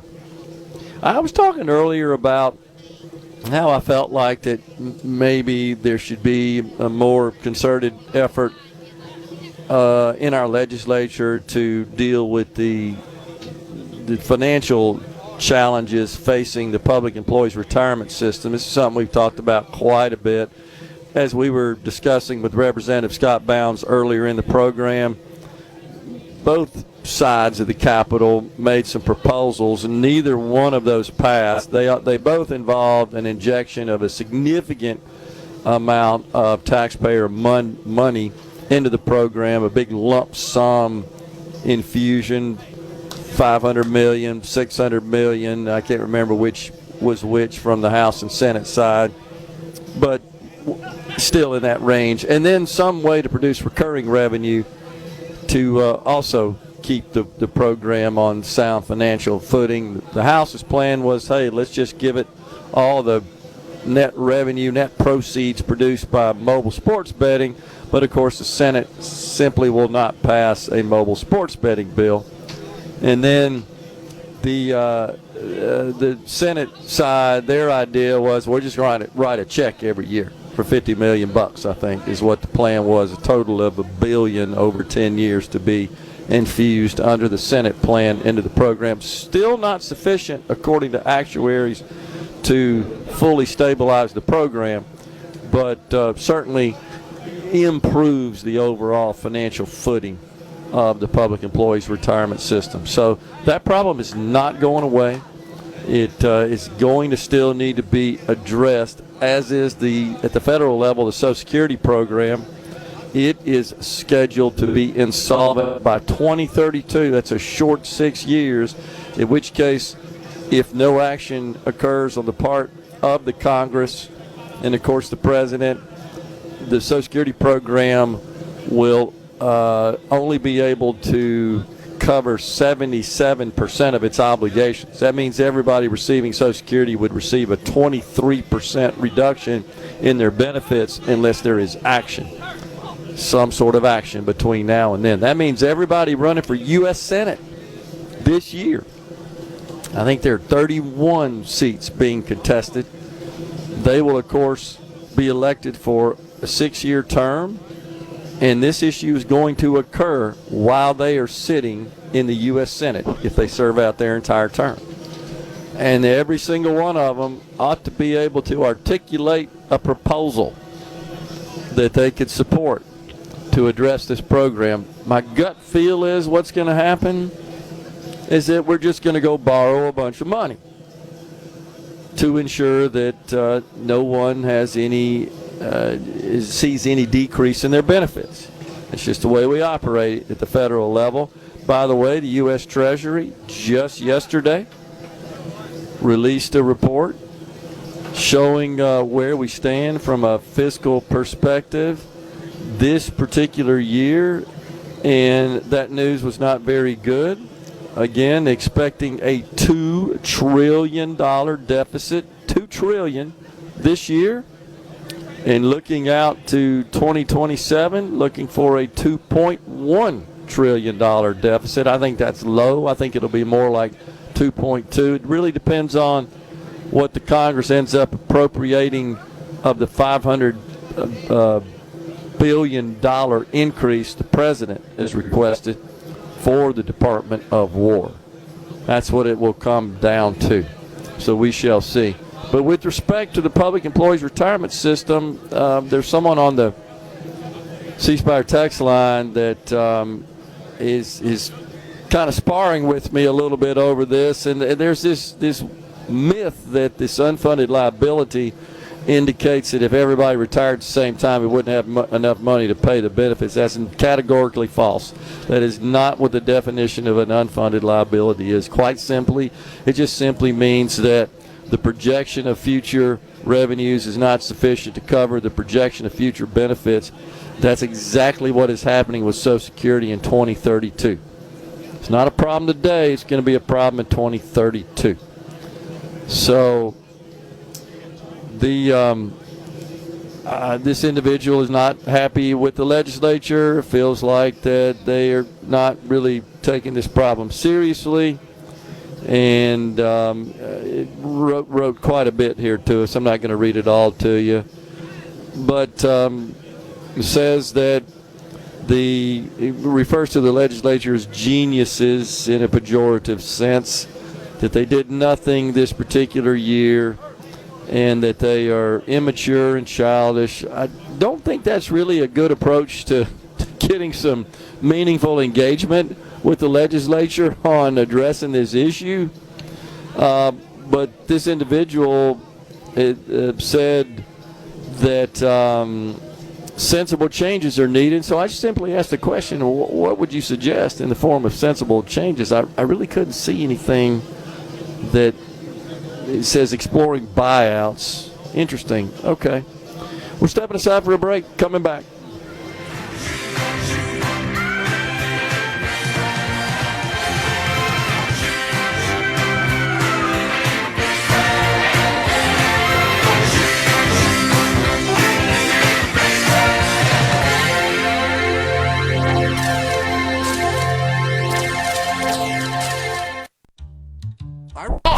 Middays with Gerard Gibert. It is on SuperTalk, Mississippi. To reach the unreachable star. Oh, this is my quest. In front of the star, no matter how hopeless. Welcome back to Middays, everyone. Once again, we're live on location at the Golden Moon Resort in Philadelphia, Mississippi, the heart of Neshoba County. We're here for the Mississippi Farm Bureau's Feeding the Hungry, and we're pleased to welcome back Mike McCormick. He, of course, is the president of Mississippi Farm Bureau Federation. All right, Mike, thanks for coming back. Well, thank you for being here on this great day, and thanks for having me on. Just enjoying a little bit of this food as well, man. They got some great cooks out here today, and everything you want, right? Barbecue. So you see the big crawfish table over here to our right. And I'm sampling a little of the jambalaya. The guys were good enough to bring me. It's really good. Those coastal guys love to show out, and they do a great job with it. Great food, and for a great cause, of course. We talked earlier about how your organization, your agents, your partners, your customers all come together to help the Mississippi Food Network with this cause, and it's important that we got to eradicate hunger in our state. I mean, it's just unacceptable that it even exists. In this day and age, no one should go to bed hungry. Not as much food as we produce here in the United States, but certainly there's some issues of getting it to everybody that needs it. And we're just glad to be a partner with the Food Network and other food pantries on trying to stamp out hunger in Mississippi. Yeah, absolutely. So we wanted to have you back today to give us an update on the status of the agricultural industry in our state. Last time you and I talked, of course, tariffs, a major issue that's affected them. Now we got this Strait of Hormuz problem with the war in Iran and how that is blocking even fertilizer from being shipped in here. And I'm sure that's boosting the price up as well. What's the status? What's going on, Mike? Well, you hit the nail on the head. Obviously, we're in an unstable world, and right now that's not the best thing for our farmers that we're already seeing a good bit of stress on their financial balance sheets. The increase in fuel, which is about double of what it was in fertilizer cost and some of the other things that we bring in from overseas, is just adding some additional stress to a very stressful time. So we're looking forward to getting this over with and trying to get some of these prices down just like everybody else. Well, I say it in kind of a joking, tongue-in-cheek way, but I'm serious. Our farmers are incredibly productive, and to some extent, that's kind of their own enemy. The way the markets work for agriculture that a lot of people maybe are not familiar with, the farmers don't really have any control. Here's what we got. You tell us how much you're going to give it for them. I may be oversimplifying it, but it's not far from that. Well, we don't get a chance to decide what we want to sell something for. It's traded on the Chicago Mercantile Exchange, and whatever the price is that day, if you have to need a banker calling you and needing some money and you need to sell it, it's whatever out there today. So those are controlled by worldwide markets. So if there's some really good crops around the globe, or if there's an oversupply that's brought in from last year, or the inflation that we're seeing on products, a lot of times what our row crop farmers are seeing right now is what they're selling things for is below what they're paying to grow it. And so we've got a lot of struggles out there. Our farmers are patient. They understand that we can't make money every year, but certainly we can't dig this hole very much deeper without seeing some tough times out there, some bankruptcies that are already out there that may increase going into next year if something doesn't change. So I think the farmers here in the state do a fantastic job of controlling what they can control, which is being good farmers, good businessmen, but sometimes these things that are out of their control are really affecting their future in agriculture. And that's what the Farm Bureau is here for me to go to Washington to talk to USDA. I was at the White House a month back, and to get to talk to the administration there. I think they're very aware of the struggles and what led us to where we are here today. And I think everyone knows we got to get to a better place. But right now, it's just not there. And so the farmers and the farm bureaus are going back and saying, look, we need some bridge payments to get us to the fall. These crop loans that they got this year were probably the last ones that a lot of them were going to get without those payments. The bankers are steady calling me saying, are you going to get something else?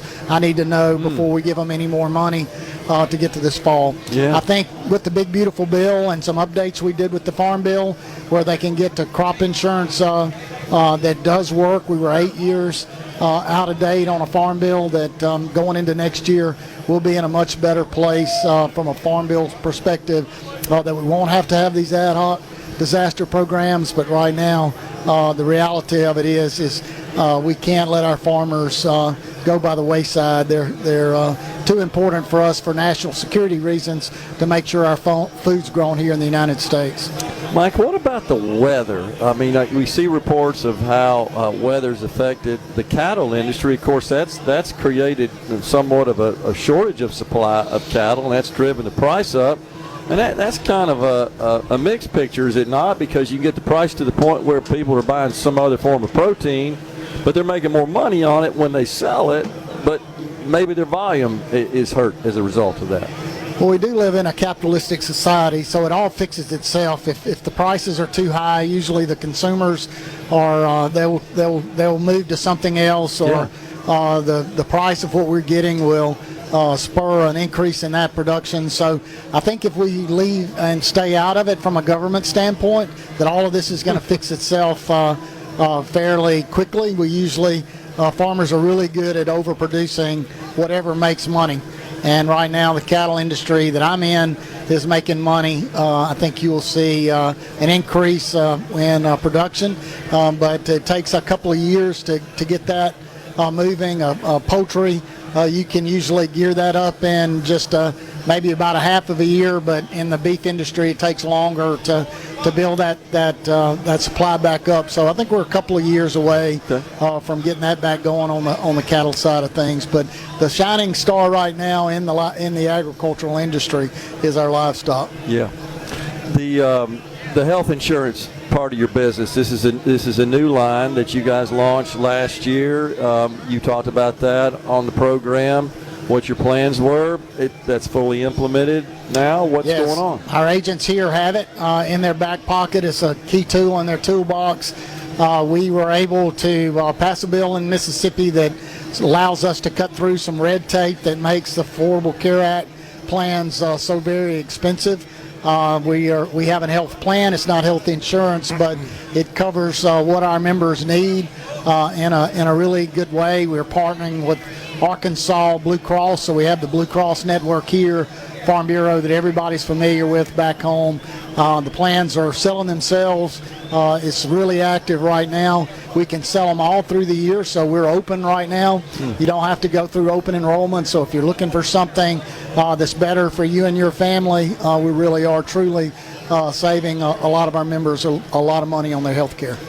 This is something we need to do nationwide, honestly. It's just crazy, all the requirements you got to have in these plans. Rhino talks about all the time. You end up buying stuff you don't need, and you pay an arm and a leg for it. That's what we cut through, and you only pay for what you need, and you're paying your own individual part with that. And it's been a really good thing. We were the 10th Farm Bureau state that enacted it here in the state. There's been a good many more. I suspect all of them around the nation will eventually move into this plan, and I think it will change the way people buy health care for their families.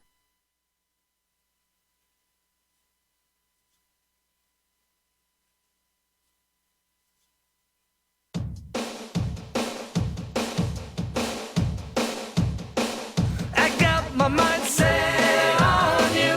I got my mind set on you. I got my mind set on you. Got my mind set on you. But it's gonna take money, a whole lot of spending money. It's gonna take plenty of money to do it right, child. It's gonna take time, whole lot of precious time. It's gonna take patience and time to do it, to do it, to do it, to do it, to do it, to do it right, child. I got my mind set on you. I got my mind set on you. I got my mind set on you. I got my mind set.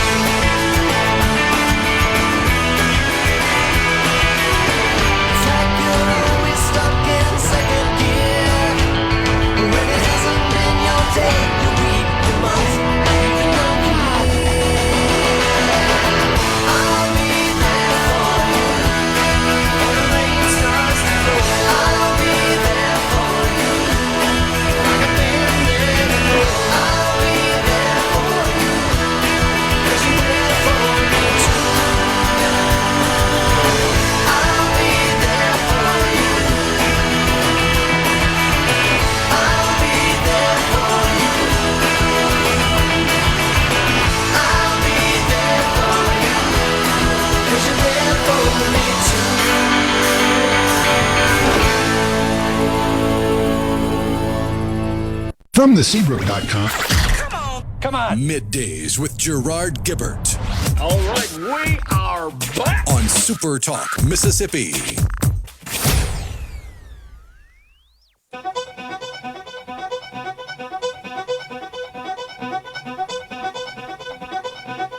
Where do we go from here now that all of the children are growing up? And how do we spend our lives if there's no one to lend us a hand? Welcome back, everyone. It's Middays. Once again in Neshoba County, Mississippi at the Golden Moon Resort. We're here for Mississippi Farm Bureau Feeding the Hungry. And, man, they are cooking up the victuals out here in the parking lot. Folks are all around us enjoying themselves to the great food. And I tell you, Rhino, this big crawfish tray to my right, just taking a look at that. And these guys have got some big dang crawfish in these batches today. They have been well fed, shall we say, before they are dipped in the boiler there. But good looking stuff. I see the corn on the cob, the potatoes, all the fixings that go along as part of the mix. When they boil them up, a delicacy around these parts for sure. The S&P 500 and the NASDAQ hit fresh all-time highs again. Oil futures paired their losses. The Dow, however, down a bit. And, looking at the U.S. crude oil benchmark down 0.6% to $94.50. It's a lot better than seeing that 1-0 handle when you get over $100 a barrel. Don't like to see that for sure. But all good stuff on the economy. The American economy incredibly resilient in spite of these higher gas prices, in spite of the geopolitical tensions in the Middle East.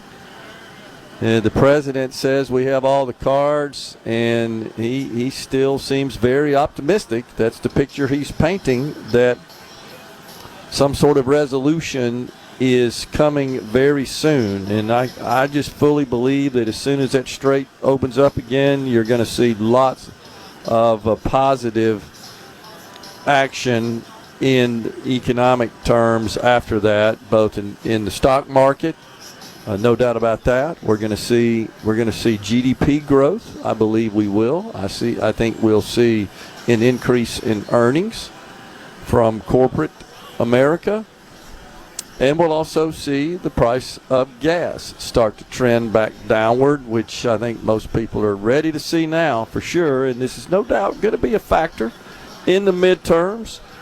And that's why I was a little disappointed to see that the analysts are predicting that we won't get back to where we were until 27. But I do believe if we see a fairly continuous trend of downward price adjustments at the pump before the midterms, that will play positively for Republicans. But if that's not the case, people just tend to think about that, consider that quite strongly when they're casting their ballot. We have certainly dug in a lot to this AI/data center explosion in the country. And in Mississippi, of course, we are participating in that revolution as well, with some 7 facilities, data center campuses being built across Mississippi, from DeSoto County, Lauderdale County, Warren County, Hinds County, Madison County. Wouldn't be surprised if we don't see more. And according to my math, and I think it's fairly accurate, about 5,000 acres being consumed by these various data center sites across our state. And that, of course, is a fraction of the total 31 million acres in our state. But in Utah, you may have seen this one, Rhino, there is a 40,000 acre single project. 40,000 acres. And there are people who are upset about that. And this is one of the things that I saw. This is from some group called Collective Conservation. It sounds so noble. They point out that this 40,000-acre site that will be used to construct a major data center campus will be the largest in the country, by the way. They say it's bigger than Bryce Canyon National Park. Think about that for a minute. Okay, I have. There are 54 million acres in Utah of land. The vast majority of that land is untouched, unscathed. This represents 0.07%. 0.07% of the entire land area of the state of Utah. Is this a problem? What am I missing here? I don't think folks appreciate that if we do not attain and maintain technical superiority in artificial intelligence and quantum computing, and if we cede that high ground to the Chinese, we're done. It's not an option. It's really not. Does that mean we should be disrespectful of communities, of the environment? No, it doesn't. However, like we've said so many times, we can do both. We can meet our needs here with respect to maintaining this technical superiority, but we can also be good stewards of the environment and of the communities. That is absolutely 100% possible, and it is happening all across the country. And something else that we got a message on the C Spire text line about, and Jeff in Hattiesburg, I appreciate it, Jeff. He says, we never hear of property tax relief for farmers. Loans aren't the answer. They never are. He's talking about the bridge loans that are being discussed as part of a federal plan to assist our farmers. I hear you, Jeff, and I know that it's not just farmers that are looking for property tax relief. It's everybody else that pays property taxes on their cars, their car tax, for example. The major expense there is, in fact, the property tax part of it, the ad valorem tax. And then with respect to your personal residence or even your business, you pay property taxes there as well. The challenge is those revenues stay local. They fund school districts, they fund counties, they fund cities if the property is within the city.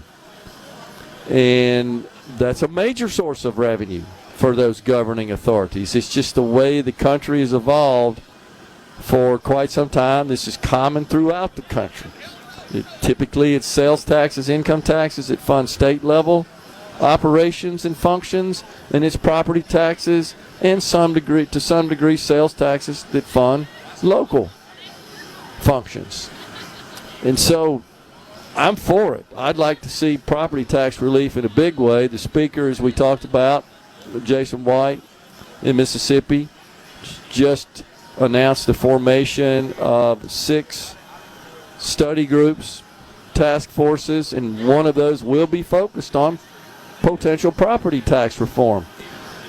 We've seen candidates for governor, Andy Gibson, Philip Gunn, they've all talked about property tax reform because it's popular, it's politically popular. But any serious effort to reform property taxes, whatever proposals are going to be put out for consideration by candidates for office, by those in the legislature that are going to be studying this, those proposals should be reflected in forward-looking pro formas. That's just a financial statement, if you will, produced a budget for every school district, for every county, for every city in the state that would incorporate and reflect whatever those changes would be, in as much as they would affect revenues coming into those entities. That needs to be understood before any decisions were made. And maybe the proposal is to cover that with state money. Well, the state is facing, I fear, financial challenges ahead. We talked about that with Scott Bounds earlier. And that doesn't seem like the right thing to do. It's just, we'll just send the cities more and the counties and the school districts more money from the state. And then there are other options of perhaps increasing taxes elsewhere that would stay with school districts and counties and cities. Sales taxes, the most viable approach there, and one that I believe would be the most fair. But got to dig into that math. I've looked at it from a car tax perspective. It works in some counties. It doesn't in most counties, honestly, to any reasonable degree. But this is something that I'm glad to see the conversation is picking up on, specifically talking about giving the taxpayers some relief of these really onerous property taxes and car tags that we pay in the state of Mississippi. I'm all for it. Just got to figure out how to make the math, to make the budgets work for school districts, for counties, and for cities. We're coming right back with David Hurt, Executive Vice President and CEO of Southern Farm Bureau Life Insurance Company. Hold me, baby. Well, to love you like I love is should. You're fine, so kind. Got to tell this world that you're mine. That you might make you like I quit on my thumb. We'll never somebody show us fun. Come on, baby, drive me crazy. Mr. Rankish is great balls of fire. At Carter Jewelry. Middays with Gerard Gibert. What? This is so awesome. On SuperTalk, Mississippi.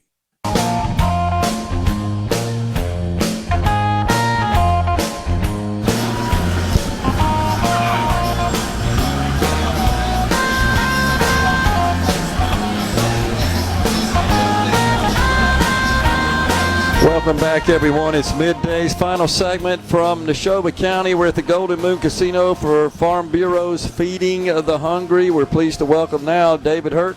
He's the Executive Vice President and CEO of Southern Farm Bureau Life Insurance Company, and Jeff Stiers, General Counsel for the Life Company. David, Jeff, thanks for coming on and helping us wrap this thing up today. Thank you, Gerard. Well, it's an honor to be here. I tell you, it's just such a great event. This is our second annual event, and our president, Mr. Mike McCormick, was his brainchild to create this foundation to feed the hungry in Mississippi. And boy, just what a great job that the entire organization has done. No doubt about it. Certainly, the Southern Farm Bureau Life Insurance Company. We're in 11 states and 4,000 agents, but it's our home office is right here in Jackson, Mississippi. So I think we'll have probably, 400 or 500 people here today, and many of our agents in the state of Mississippi are certainly supporting this event and always have. Yeah, Mike told us that some of them are dealing with the storms that came through last night in that part of the state, right? That's exactly right. Certainly got hit in Franklin County and South Lincoln County, so I think miraculously there's no loss of life, thank God, but certainly a lot of devastation, I'm told as well. Yeah.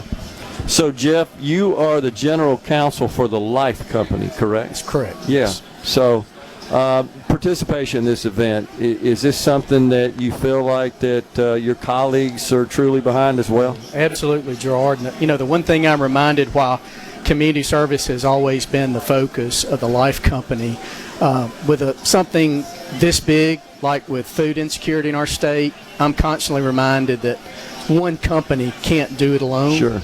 And Farm Bureau, we just have such a great partnership and collaboration with the Federation and our casualty company.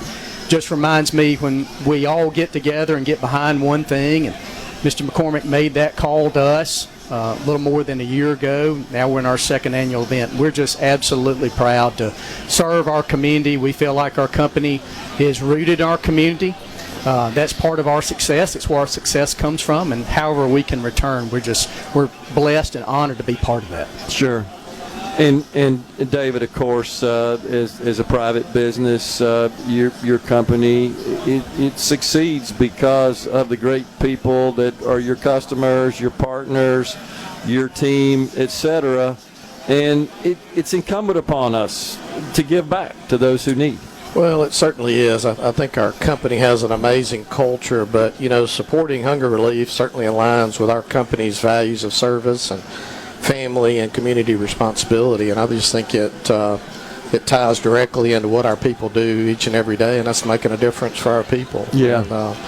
And this, you can see it, is what we do. And our guys here in the state of Mississippi is one of our best states, and Henry's team does a phenomenal job. They really do.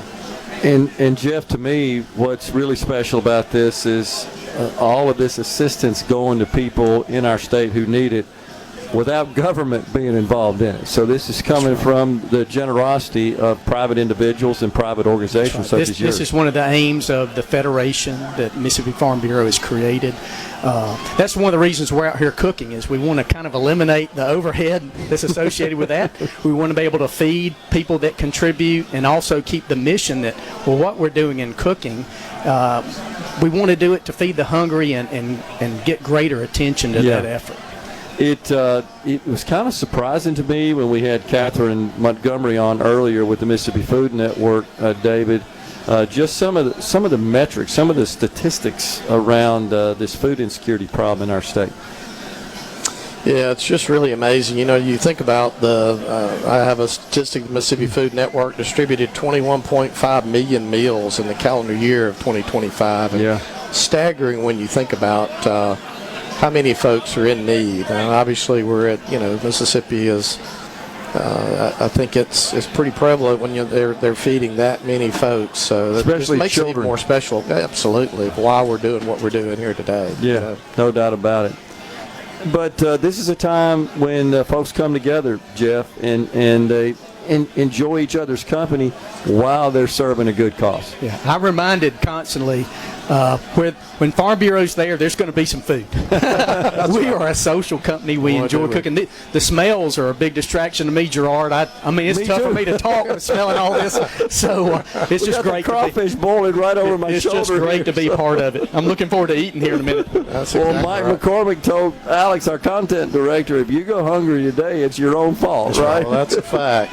He's totally right. Get a little sampling of everything you want. Gentlemen, appreciate you guys coming on and appreciate what you do here for the state of Mississippi. Thanks a lot. Yep. Absolutely. We've been talking to David Hurt with the Southern Farm Bureau Life Insurance Company. He's the Vice President and CEO, and also Jeff Stiers, General Counsel for the Life Company. Folks, that's a wrap here today from Neshoba County at the Golden Moon Resort. We've been here for the Farm Bureau Feeding the Hungry. We'll be back in the Element Wealth studio again tomorrow. Until then, stay safe and God bless everyone.